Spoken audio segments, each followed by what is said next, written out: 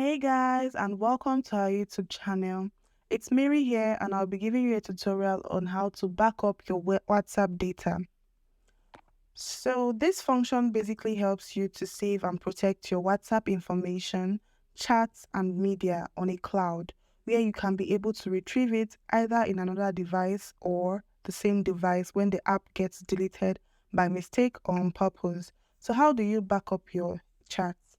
You click on settings, and then here you click on chat, which is below your privacy option, and then you click on chat backup.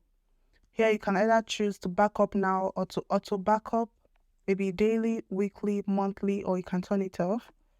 And you can include videos, or maybe you just want only pictures and chats, and then it's up to you. When you are done setting it up, you can just click on backup now, and then that's it. I hope this video has helped you out. Don't forget to give this video a big thumbs up and stay tuned for more tutorials in the future.